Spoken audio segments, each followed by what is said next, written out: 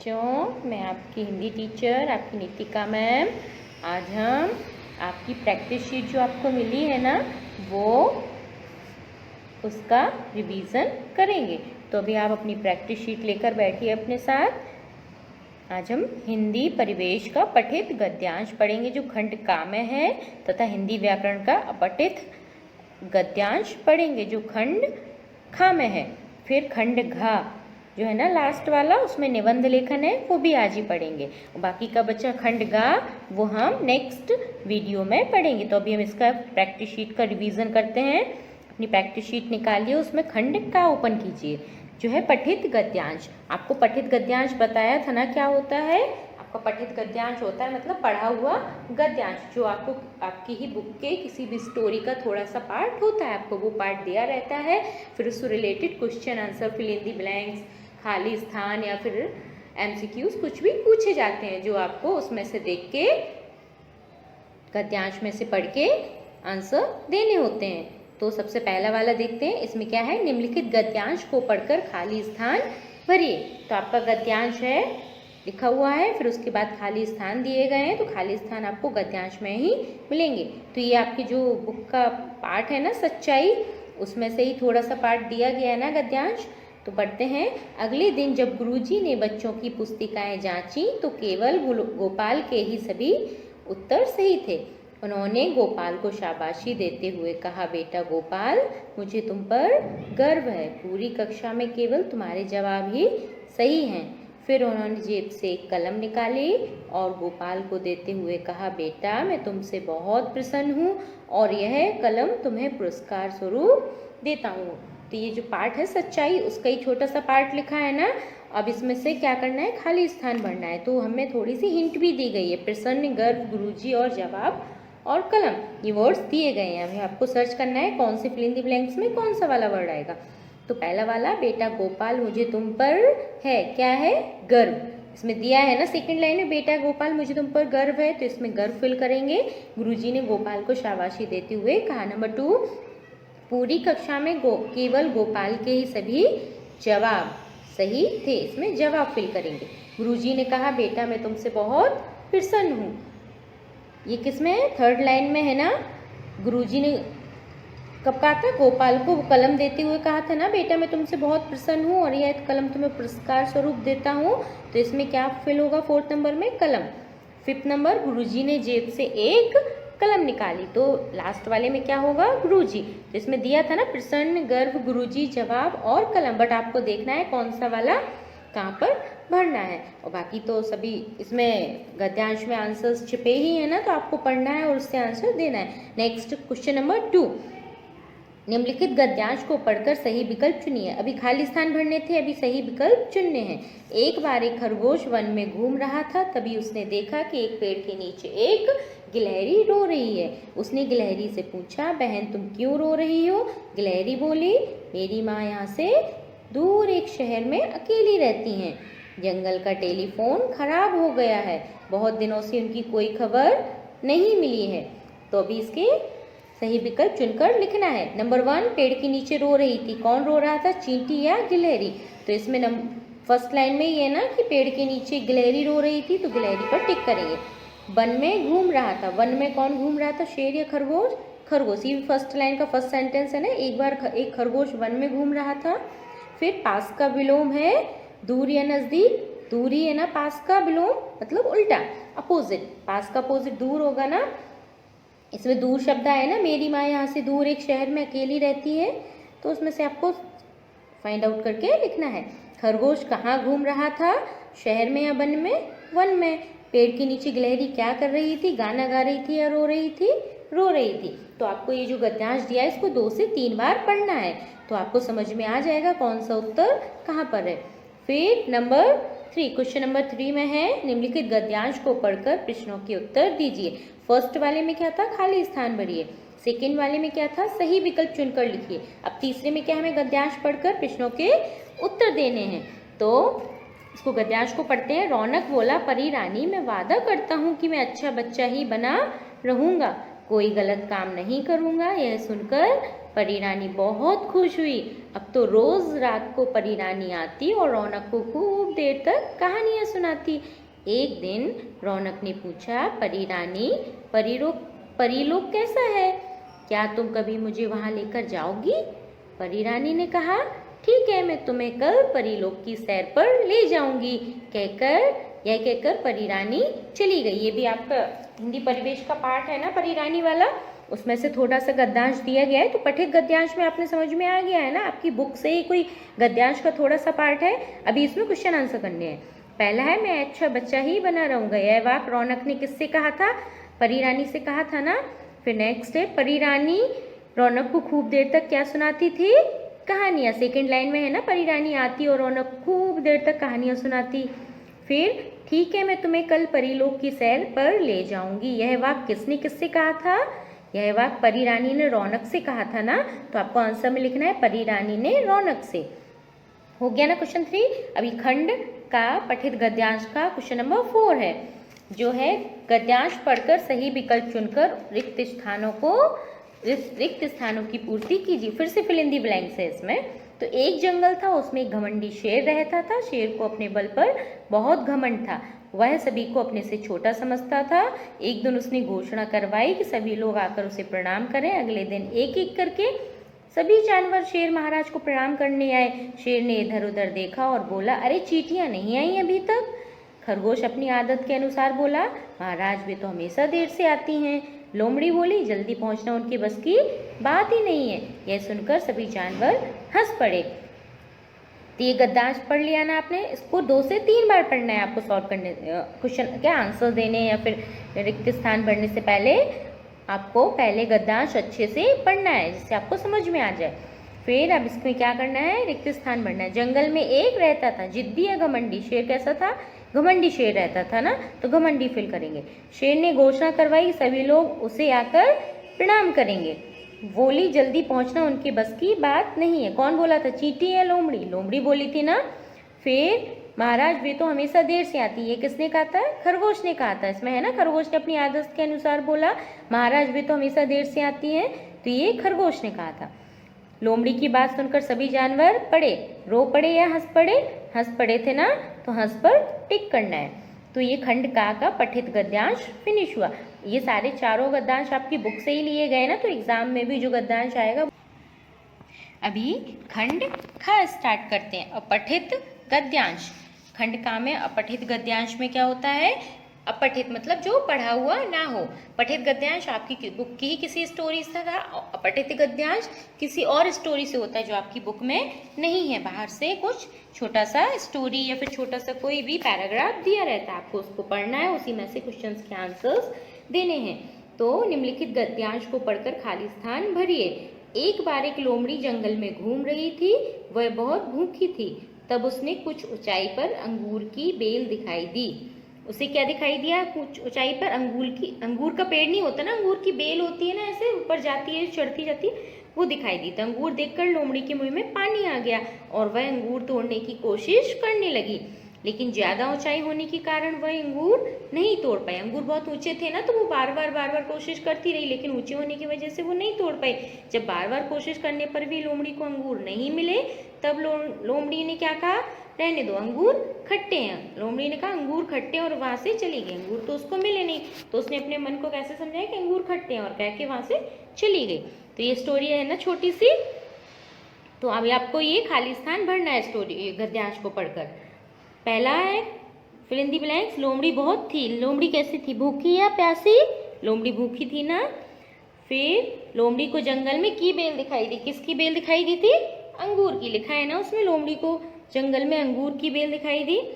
फिर अंगूर देखकर लोमड़ी के मुंह में आ गया, क्या आया था? पानी। लोमड़ी ने कहा अंगूर हैं मीठे या खट्टे? खट्टे बोला था ना लास्ट में। फिर लोमड़ी अंगूर नहीं तोड़ पाई, क्योंकि अंगूर खट्टे थे या ऊंचे थे? ऊंचे थे। खट्टे तो उसने इसलिए बोला था क्योंकि वो तोड़ नहीं पाई थी, लेकिन उसने तोड़ क्यों नहीं पाई थी? क्योंकि अंगूर बहुत ऊंचाई पर थे, ऊंचे थे।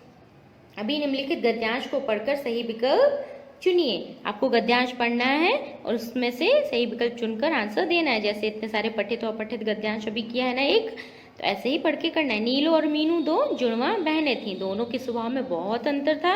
नीलू को जहाँ पर बाहर खेलना पसंद था, वहीं मीनू को घर के अंदर रहना अच्छा लगता था। नीलू की बहुत सारी सहेलियाँ थीं, जबकि मीनू को किसी के साथ दोस्ती करना अच्छा नहीं लगता था। नीलू एक दिन मीनू को जिद करके बाहर ले गई और उसके साथ पकड़म पकड़ाई खेलने लगी। धीरे धीरे नीलू की सहेलियां भी आ गईं। मीनू पहले उनके सामने झिझक रही थी, लेकिन नीलू को खेलता देखकर वह भी सबके साथ खेलने लगी। अब उसे उनके साथ खेलने में भी आनंद आने लगा। ये छोटा सा पैराग्राफ ये गद्यांश दिया है, आपने ये पढ़ा, आपको 2 से 3 बार पढ़ना है जिससे आपको बहुत अच्छे से समझ में आ जाए। फिर नंबर 1, नीलू और मीनू कौन थी? सहेलियां या फिर बहनें? बहनें थी ना, जुड़वा बहनें। फिर नीलू को क्या पसंद था? खेलना या पढ़ना? खेलना। मीनू को क्या अच्छा लगता था? घर में रहना। मीनू को बाहर कौन ले गया? माँ ले गई थी या नीलू? नीलू ले गई थी ना, तो नीलू पर टिक करना है। मीनू किसके सामने झिझक रही थी? नीलू की सहेलियां आ गई थी ना, उनके सामने झिझक रही थी ना, तो सहेलियों के सामने। फिर नंबर 3 में क्या है? खंड खा का नंबर 3, निम्नलिखित गद्यांश को पढ़कर सही विकल्प चुनिए। क्वेश्चन नंबर 3 है ना। अब इसमें क्या करना है? इसमें भी विकल्प चुनकर आंसर देना है। तो पहले पढ़ते हैं गद्यांश। एक घने जंगल में एक शक्तिशाली हाथी रहता था। वह बहुत जिद्दी था। जंगल के सभी जानवर हाथी से डरते थे। गीदड़ तो उनसे बहुत परेशान थे, क्योंकि उनके बच्चे हाथी के पैरों के नीचे कुचले जाते थे। वे हमेशा यही सोचते कि किसी तरह यह हाथी मर जाए तो उनके बच्चों की जीवन की रक्षा हो सके। अभी इसको गद्यांश को पढ़ लिया ना हमने, तो हम विकल्प चुनकर आंसर देते हैं। पहला, हाथी कैसा था? डरपोक या जिद्दी? जिद्दी था ना। फिर नंबर 2, किसके बच्चे हाथी के पैरों के नीचे कुचले जाते थे? गीदड़ के। जंगल के सभी जानवर किससे डरते थे? हाथी से। हाथी से सबसे ज्यादा परेशान कौन था? गीदड़ या बंदर? गीदड़ थे ना परेशान, स्टोरी में बंदर तो आया ही नहीं है। फिर जंगल में एक शक्तिशाली रहता था। शक्तिशाली कौन था? हाथी। शेर की तो कहानी है नहीं, हाथी की कहानी है ना, तो इसमें हाथी पर टिक करेंगे। फिर क्वेश्चन नंबर 4 है, एक बंदर बहुत शरारती था। वह लोगों के घरों में जाकर बहुत ऊधम मचाता था। किसी के बर्तन उठाकर ले जाता था तो किसी का मुंह नोच लेता था। लोग उस बंदर की शरारतों से बहुत परेशान थे। एक दिन उसने एक पानी से भरा बर्तन देखा। वह नहीं जानता था कि उसमें गर्म पानी था। जैसे ही उसने बर्तन उठाया, गर्म पानी उस पर गिर गया। वह दर्द से चिल्लाता हुआ वहाँ से भाग गया। तो अभी इसमें क्या करना है? खाली स्थान भरना है, सही विकल्प चुनना है। इसमें दिए है ना, बंदर, शरारती, गर्म पानी, बर्तन, पानी, इनमें से देख के और खाली स्थान भरना है। बंदर बहुत था, कैसा था? शरारती। वह लोगों के बर्तन उठाकर ले जाता था। लोग उस बंदर की शरारतों से बहुत परेशान थे, तो इसमें बंदर आएगा। एक दिन बंदर ने एक पानी से भरा बर्तन देखा। बर्तन उठाते ही गर्म पानी बंदर के ऊपर गिर गया। तो ये हमारा खंड खा भी कंप्लीट हुआ। खंड का हमने पढ़ा ना पठित गद्यांश, और खंड खा में हमने पढ़ा अपठित गद्यांश।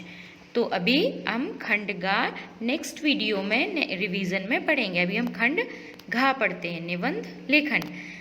निबंध लेखन में क्या है? आपको 4 निबंध दिए गए हैं त्योहारों पर, तो वो निबंध आपको लर्न करने हैं, और बाकी के थोड़ा बहुत लर्न करना है, थोड़ा बहुत अपने आप भी लिखना है कि आप क्या क्या करते हो कौन से त्योहार में। तो इसमें 4 निबंध दिए हैं, कोई 2 एग्जाम में लिखने को आएंगे, उसमें से कोई एक आपको लिखना होगा। 2 एग्जाम में पूछे जाएंगे, उनमें से कोई एक आपको निबंध लिखना होगा। तो आप 4 निबंध ये लर्न करेंगे। तो फिर खंड घा स्टार्ट करते हैं। नीचे दिए शीर्षकों तथा संकेत बिंदुओं के आधार पर निबंध लिखिए। नोट, दिए गए शीर्षकों में से ही किसी एक शीर्षक पर परीक्षा में निबंध लिखने के लिए आएगा, तो इसीलिए आपको निबंध लर्न करने हैं। पहला है होली का त्यौहार। होली का त्यौहार मनाते हैं ना, तो आपको देखना है आप होली पे क्या क्या करते हो, कलर लगाते हो, सबको मस्ती करते हो, बहुत मज़ा आता है ना, तो आपको वही सब लिखना है। कि निबंध क्या होता है कि आपको विस्तार में लिखना होता है इस टॉपिक पर, जिस टॉपिक के बारे में पूछा जाता है। तो हम स्टार्ट करते हैं। होली रंगों का और उमंगों का त्यौहार है, जो फाल्गुन मास की पूर्णिमा के दिन मनाया जाता है। सबसे पहले तो हम ये लिखते हैं कि कब मनाया जाता है वो त्यौहार। यह त्यौहार प्रेम तथा भाईचारे का संदेश लेकर आता है। होली के दिन होलिका दहन करते हैं। लोग एक दूसरे को गुलाल लगाते हैं, गले मिलते हैं तथा गुजिया, नमकीन आदि खाते और खिलाते हैं। बच्चे पिचकारियों में रंगीन पानी भरकर एक दूसरे पर फेंकते हैं ना, तथा गुलाल कलर भी लगाते हैं। यह त्यौहार मस्ती, प्रेम और रंगों से जुड़ा है। वहीं यह बुराई पर अच्छाई का जीत का संदेश देता है, संदेश लाता है। तो हमें पता चल गया ना निबंध में कितना लिखना है, 4 to 5 लाइन है ना, इतनी थोड़ा सा है, तो आपको इतना लर्न करना है और लिखना है। ये 5 मार्क्स का क्वेश्चन है ना। फिर नेक्स्ट निबंध है दशहरा का त्यौहार। दशहरा हिंदुओं का प्रमुख त्यौहार है। यह पर्व अश्विन मास की शुक्ल पक्ष की दशमी तिथि को मनाया जाता है। दशहरा आता है ना नवरात्रि के बाद, इसको हम विजयदशमी के नाम से भी जानते हैं। विजयादशमी मतलब विजय हुई थी ना राम की रावण पर, तो इसलिए इसको विजयादशमी के नाम से भी जानते हैं। इस दिन भगवान श्री राम ने रावण का वध करके विजय प्राप्त की थी। दशहरा का त्यौहार हर साल सितंबर और अक्टूबर महीने में, तो कभी कभी ये सितंबर में भी आता है, कभी अक्टूबर महीने में भी आता है ना, तो हमको वही लिखना है। दीपावली के पहले तथा नवरात्रि के बाद आता है। इस दिन लोग घरों में दीपक जलाते हैं तथा बच्चे पटाखे चलाकर खुशियां मनाते हैं। ये पर्व बुराई पर अच्छाई की जीत को प्रदर्शित करता है। कैसे बुराई पर अच्छाई की जीत? रावण पर राम ने विजय प्राप्त की थी ना, रावण बुरा इंसान था, उसको मारा था ना, तो इसी दिन लोग रावण रूपी राक्षस का पुतला बनाकर जलाते हैं। यह अधर्म पर धर्म की विजय का प्रतीक है। तो ये दशहरा का त्यौहार हो गया। अभी हम देखते हैं नवरात्रि। अभी नवरात्रि का त्यौहार चल रहा है ना, तो नवरात्रि का त्यौहार कैसे पूरे भारतवर्ष में मनाया जाता है। नवरात्रि का त्यौहार पूरे भारतवर्ष में मनाया जाता है। अश्विन मास के प्रथम दिन से नवमी तिथि तक मनाया जाता है। यह त्यौहार सितंबर तथा अक्टूबर महीने में दशहरा के पहले आता है। तो दशहरा और नवरात्रि तो एक ही महीने मनाया जाता है, नवरात्रि के बाद दशहरा आता है। तो आपको यही लिखना है, नवरात्रि का त्यौहार बुराई पर अच्छाई की जीत का प्रतीक है। इसी दिन माँ दुर्गा ने महिषासुर नामक राक्षस का वध किया था। महिषासुर नामक एक राक्षस था, वो सबको बहुत परेशान करता था। तो सभी ने मिलकर माँ दुर्गा से प्रार्थना की, तो माँ दुर्गा ने उसका वध किया। यह हमें हमारे जीवन से बुराइयों को खत्म करके अच्छाई के रास्ते पर चलने की प्रेरणा देता है। नवरात्रि बंगाल में तथा गुजरात में विशेष तरीके से मनाई जाती है ना। नवरात्रि में दुर्गा पूजा कितना बड़ा समारोह होता है, कितना बड़ा फंक्शन। और गुजरात में भी जगह जगह पर गरबा खेले जाते हैं ना। नवरात्रि में हम देवी दुर्गा की पूजा करते हैं तथा गरबा खेलते हैं। अभी है उत्तरायण का त्यौहार। जनवरी महीने में आता है ना उत्तरायण, पतंग उड़ाते हैं हम लोग, सबको याद है।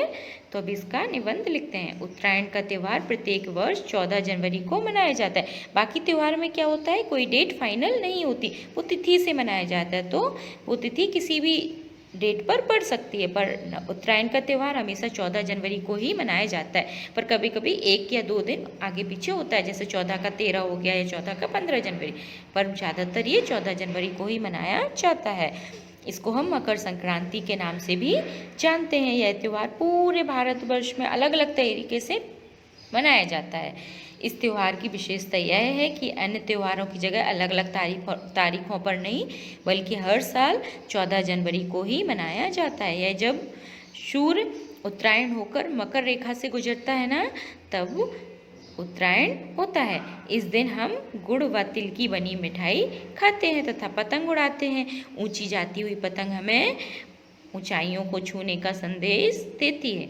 तो जो हम त्यौहार मनाते हैं, तो कोई ना कोई त्यौहार हमें कुछ ना कुछ संदेश देता है ना, कुछ ना कुछ शिक्षा मिलती है। तो हमें उन त्यौहार के बारे में पढ़ना है और फिर लिखना है। इसमें से अगर आप कुछ और भी ऐड करना चाहते हो, और भी आप क्या क्या करते हो सबके साथ मिलके, परिवार के साथ मिलके, वो भी आप लिख सकते हो। पर एग्जैक्टली कब मनाया जाता है ये तो आपको लर्न करके ही लिखना पड़ेगा ना। तो ये आपका निबंध भी हो गया। इसमें से एक निबंध करना है। पठित गद्यांश आपने 4 पढ़े हैं, तो उनमें से कोई भी एक पठित और पठित गद्यांश नहीं आएगी, सिर्फ प्रैक्टिस के लिए दिए गए थे गद्यांश जो थे। गद्यांश आपके अलग से आएंगे। अपठित गद्यांश बिना पढ़ा हुआ होता है तो कहीं और से भी आएगा, और पठित गद्यांश आपकी बुक में से ही आएगा, लेकिन जो इसमें दिए गए हैं वो नहीं आएंगे। तो लर्न नहीं करना है, सिर्फ उसको समझना है कि कैसे सॉल्व किए जाते हैं, कैसे उनका आंसर्स लिखा जाता है। तो अभी खंडगा हम नेक्स्ट वीडियो में रिवाइज करेंगे। अभी हमारा वर्कशीट प्रैक्टिस शीट का रिवीजन हो गया है, आपको अच्छे से समझ में भी आ गया होगा ना। आप अच्छे से प्रिपरेशन करना, बार बार इसको पढ़ना और पहले अपने मन से सॉल्व करना, तब ये अपने मन से ही पूरा प्रैक्टिस शीट सॉल्व करना, फिर आगे वीडियो देखकर या आंसर्स लिखने से आपको पता चलेगा ना आपको कितना लर्न है। अभी हम नेक्स्ट वीडियो में खंडगा को प्रैक्टिस शीट को करेंगे।